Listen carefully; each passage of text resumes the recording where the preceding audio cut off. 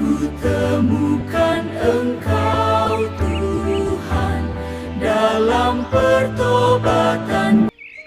Shalom, selamat pagi umat-umat Tuhan.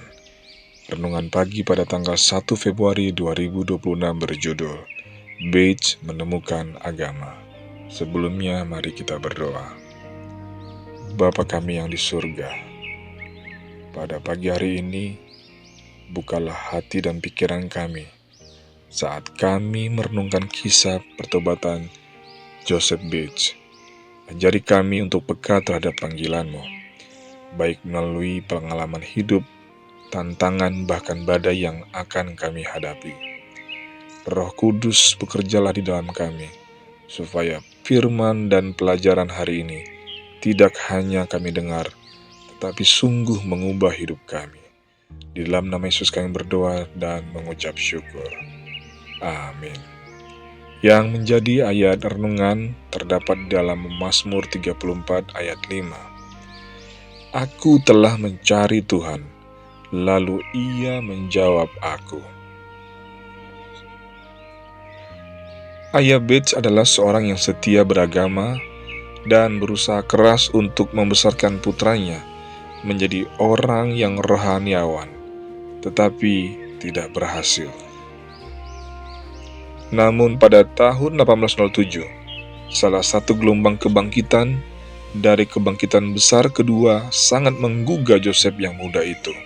Sayangnya, minatnya tidak bertahan lama setelah karirnya di laut mengalihkan hidupnya.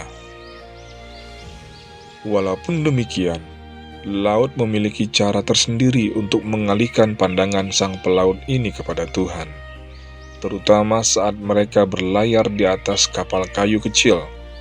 Seperti yang kemudian dikatakan Bates, tidak ada apapun di lautan yang penuh badai kecuali ketebalan papan yang memisahkan kita dari kekekalan. Saat menghadapi kehilangan lembaran papan seperti itu, lalu Bates menuliskan gejolak hatinya terhadap agama yang paling awal.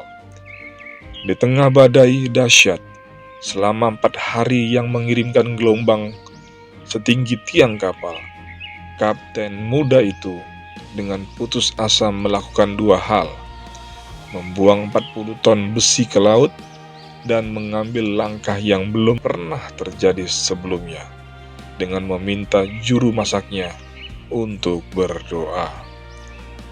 Sang juru masak bukan hanya satu-satunya yang berdoa. Prudy, istri Bates, juga berdoa.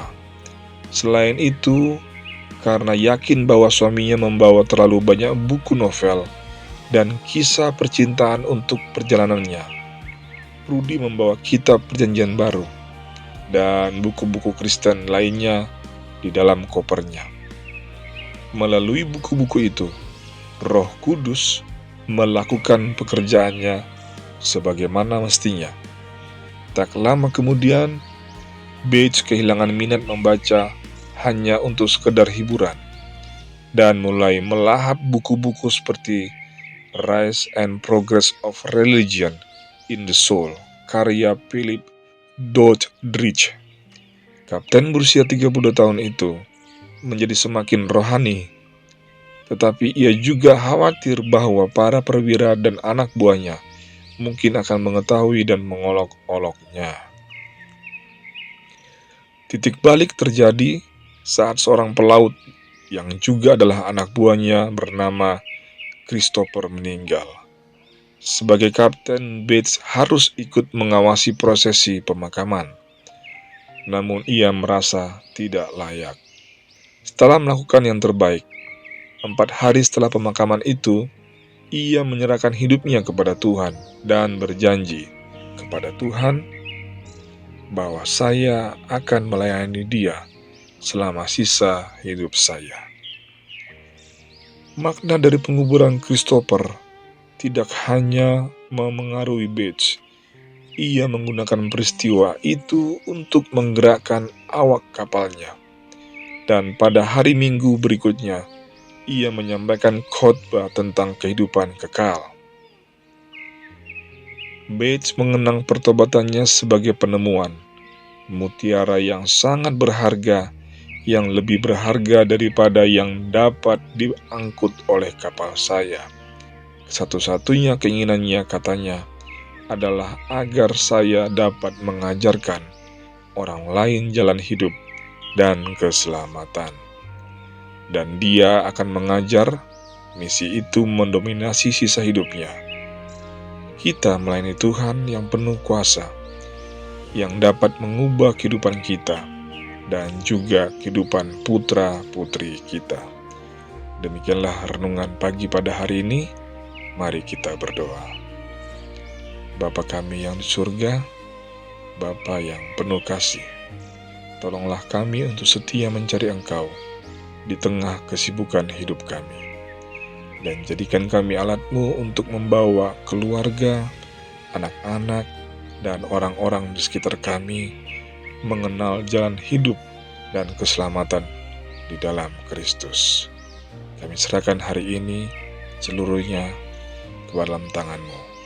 Dalam nama Yesus kami berdoa dan mengucap syukur. Amin. Kiranya Tuhan memberkati kita dalam segala aktivitas sepanjang hari ini. Amin.